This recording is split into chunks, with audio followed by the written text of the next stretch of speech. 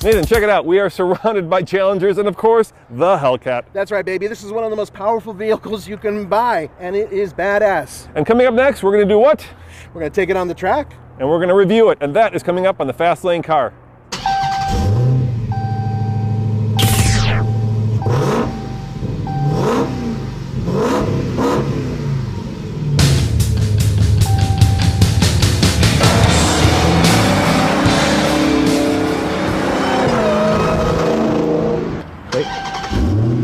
Go on back there, check this out.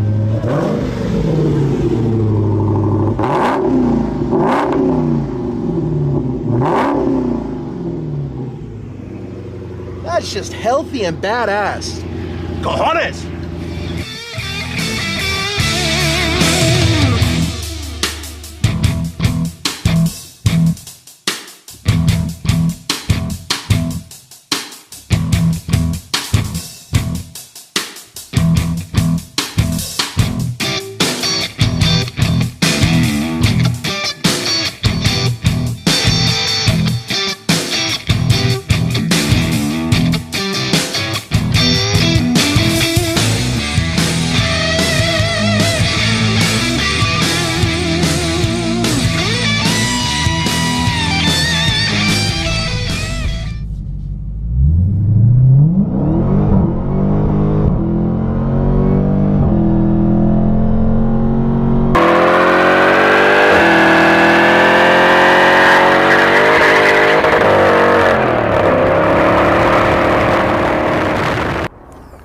There it is, the beast that lies within, the Hellcat Hemi engine. 707 horsepower and 650 pound-foot of torque. In this case, made it to an 8-speed automatic transmission. You can also get a manual transmission if you like to shift it yourself. Perhaps the coolest bit of trivia about this engine, it takes 80 horsepower just to run this massive supercharger, and boy, can you hear it.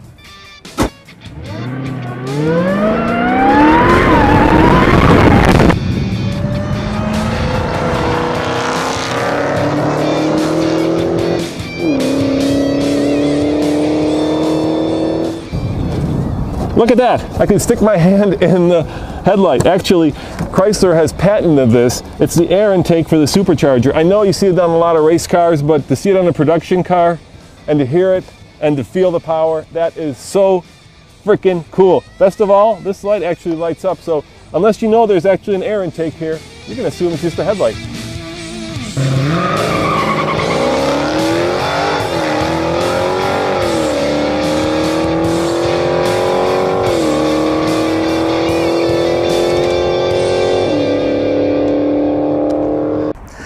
One interesting thing that Dodge did when they were doing the styling to this vehicle is they didn't go overboard. I mean, they could have at any moment thrown massive wings on here and some ridiculous stuff, but everything you're looking at right now is functional.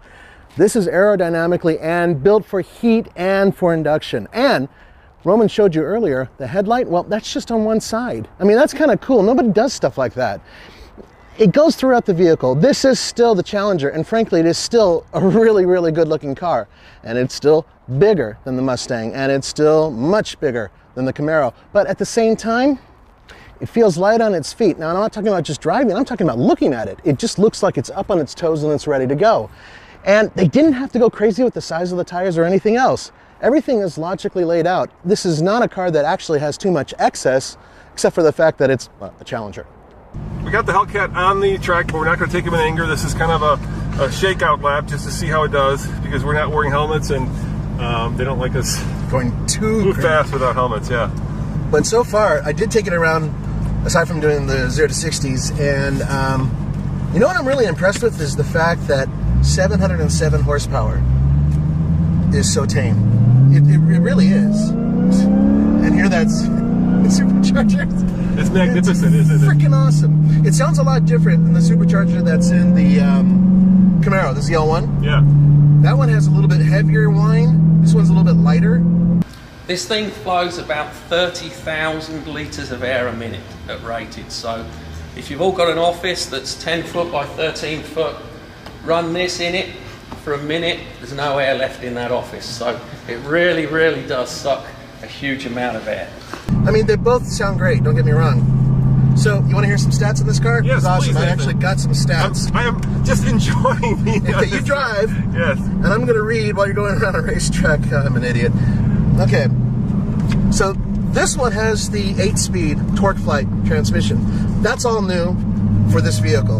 And what it does in like the 6-cylinder and the regular Hemi is that it gets a better gas mileage, it's faster, 0 to 60 times, it's more drivable. So far, it's been really good on the track. Yes, I would rather have a manual. No, the manual is not faster, not in any way. Those shifts are wicked. The shifts are really just snap. Yeah, they snap you in the back of the head. If you run into the van that's recording us right now, I will never hear the end of it. Okay, Rimbo brakes all the way around. We'll have it on video. Yeah, we will. 15.4 in the front, 13.8 in the back.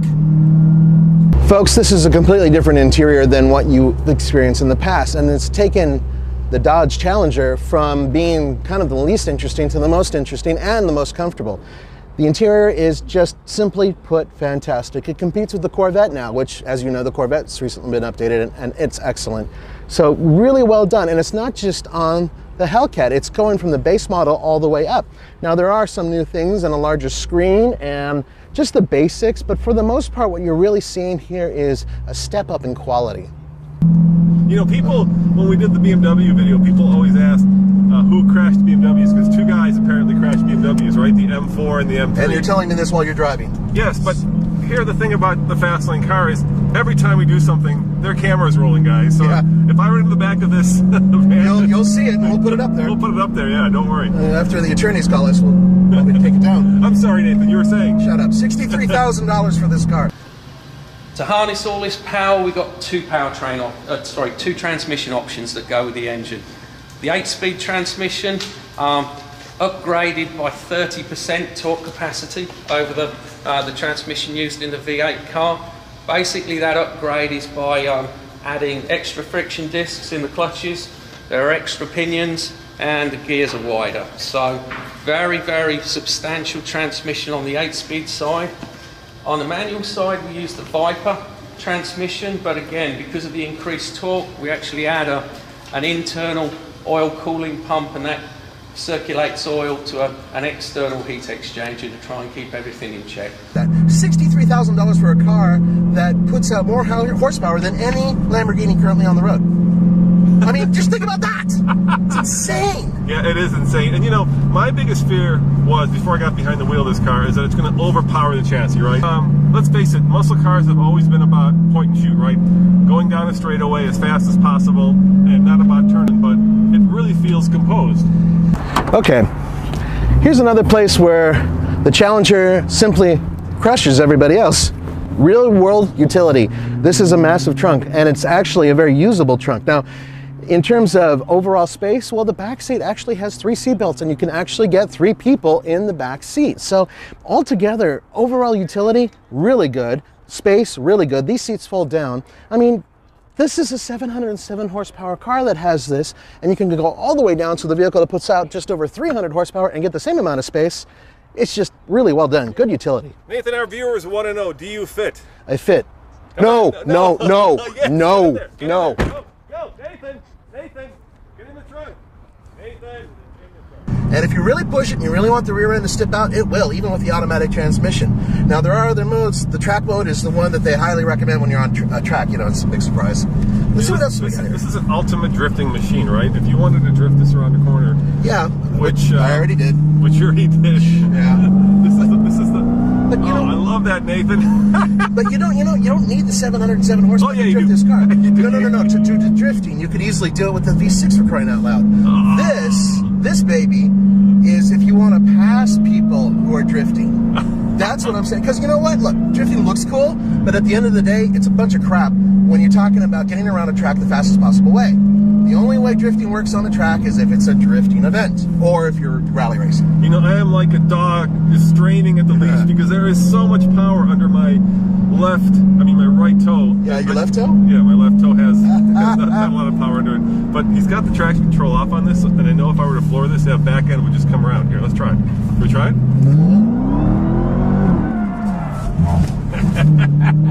There we go, we got drifting. You want it drifting? There was drifting. Figured you were going to do that. You know what the worst part is I'm trying to read this damn thing and he's pulling this crap. Come on, it's If I wasn't reading this, you'd be taking this really slow like a church mouse. All right. Nathan, you said you fit, so show us how you fit. Folks, don't try this if you're a big fat guy in a Mustang or a Camaro. But, dude, you know what? I do fit. Now, 3 adults back here, especially if they're big, not a great idea. But I was able to get 2 kids back here with a small adult, no problem. Yeah, but that's the old model. It's the same thing. And this is actually nicer leather, too. It's very squishy on the tushy. All right, now pull down those seats and climb the back. Seriously? Yeah. No, dude, we're at a drive-a-van. I don't want to go in the back. I want to drive the car. I just want to drive the car. All right, let's drive the car. Thank you.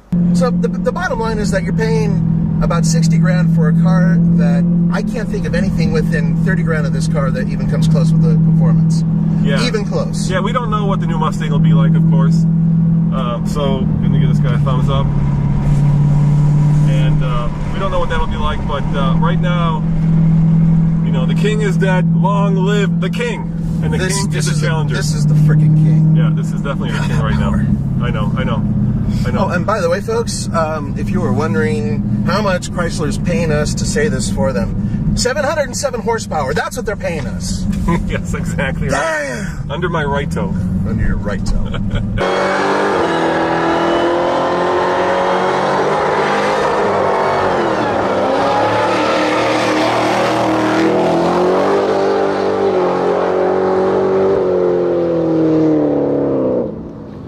On the TFL scale of buy it, lease it, rent it, or forget it, what do you give it? I give it a wait a minute. We actually we should. We have to get it up to Colorado and actually drive it more than one day. We have to see what it's like to drive it every day. $60,000, 707 horsepower. Buy it. I'm not even going to argue with him really, but still we need to get it up to Colorado and actually drive it around. And here's the cool part, with the supercharger, we're not going to lose that much horsepower for once, which is great. And by the way, my old patented, because it deserves it. As always, this is Roman. And Nathan. And I'm not being very objective today. Saying thanks for watching and check out the Fast Lane Car for news, views, and real world reviews. Ciao.